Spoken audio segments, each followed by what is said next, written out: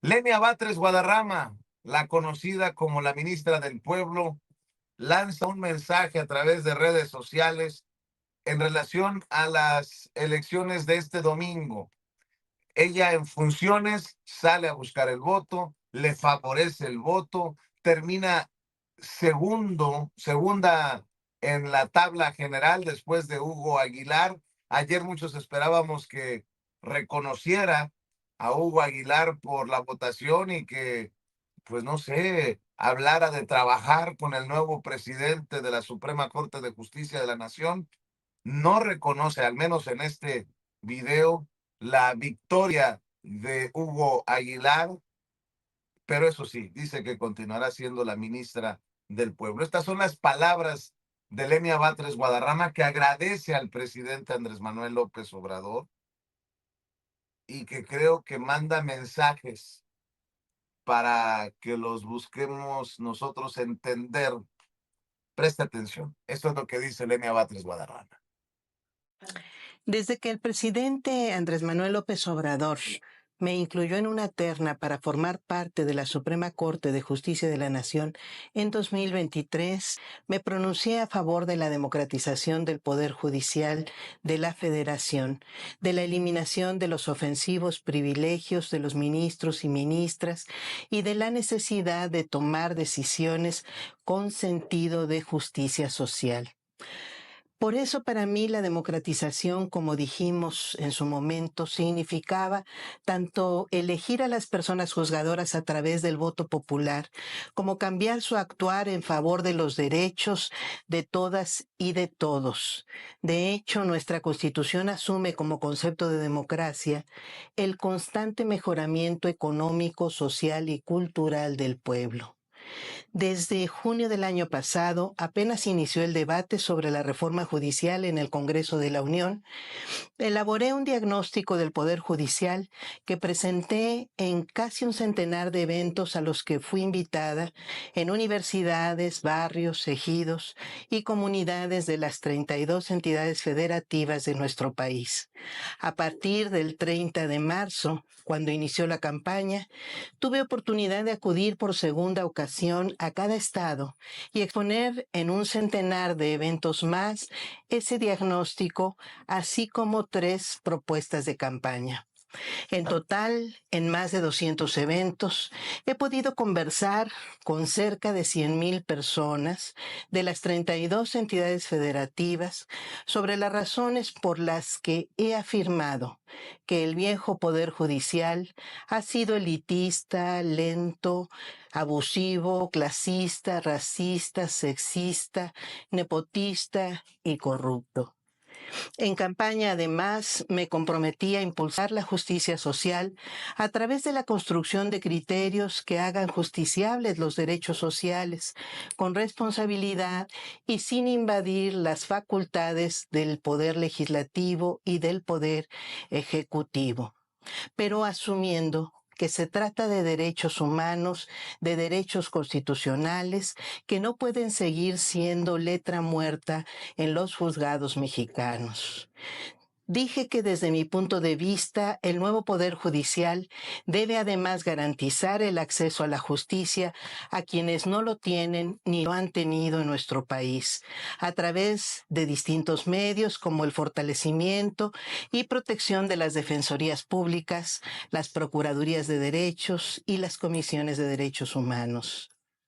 También estuve anunciando que no descansaría hasta lograr detener el enorme abuso que significa la autoasignación de remuneraciones por encima del límite constitucional. Y denuncié hasta dónde llegó mi voz, que en el Poder Judicial de la Federación hay 2,377 personas servidoras públicas que cobran una remuneración superior a la de la persona titular de la Presidencia de la República, abuso que asciende a más de 2,167 millones de pesos al año. Y por supuesto también divulgué, donde pude, que esta ministra y su equipo de trabajo, cumpliendo el límite que marca la Constitución, le ahorramos al erario casi 15 millones de pesos en 1 año y 4 meses que tenemos o que teníamos antes de iniciar la campaña dentro del propio Poder Judicial.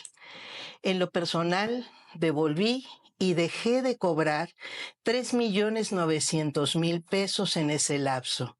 Sin que suene a presunción personal, puedo decir que prediqué con el ejemplo, porque no podía hablar de austeridad republicana y recibir remuneraciones inconstitucionales.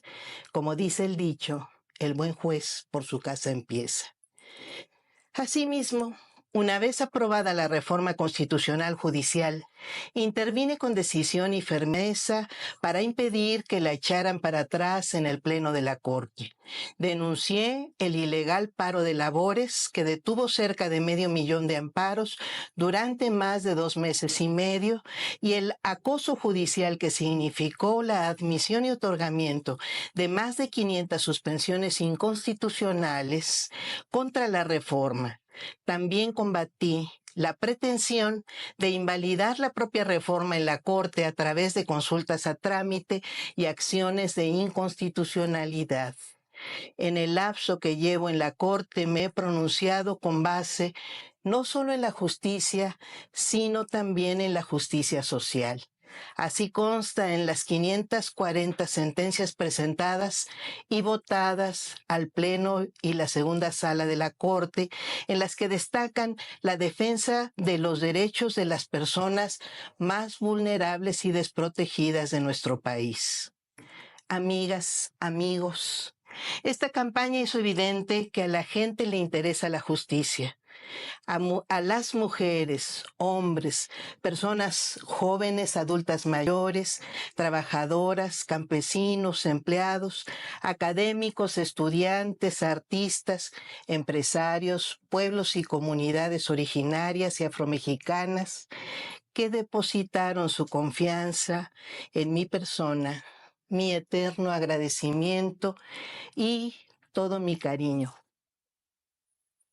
No les voy a defraudar. Son más de 5,5 millones de votos en favor de la transformación y la justicia. Seguiré defendiendo el derecho a la educación, a la salud, al trabajo, a la vivienda, a un medio ambiente sano, al agua, a la alimentación, a la cultura y a la ciencia y sus beneficios, que son derechos del pueblo mexicano. Seguiré combatiendo la corrupción en el Poder Judicial y propugnando por la austeridad, la humildad, la responsabilidad, la vocación de servicio y la conciencia social de las personas juzgadoras. En pocas palabras, seguiré siendo una ministra del pueblo. Las palabras de Lenia Batres Guadarrama, que no hace referencia a un nuevo presidente de la Suprema Corte de Justicia de la Nación, en el caso de Hugo Aguilar. Muchos consideran un discurso de aceptación de los resultados, de que continuará siendo la ministra del Pueblo. Hay que recordar que si es Hugo Aguilar quien llega a la presidencia, en 2 años sería Lenia Batres Guadarrama quien ocupe esa presidencia de la Suprema Corte de Justicia de la Nación. Pero mientras estamos en ese debate, porque así lo abrió el debate ayer en la Mañanera del Pueblo la presidenta Claudia Sheinbaum Pardo, que dice, a ver, creo que en la Constitución hay algo que protege la participación de las mujeres, abriendo la posibilidad a que fuera Lenia Batres Guadarrama y no Hugo Aguilar, o que por lo menos se revisara esta situación. Ya la consejera presidenta del INE, Guadalupe Tadei, habló de que la presidencia la tiene que asumir quien recibe la mayor cantidad de votos, como lo establece, dice la presidenta del INE, las reglas y la Constitución. Pero mientras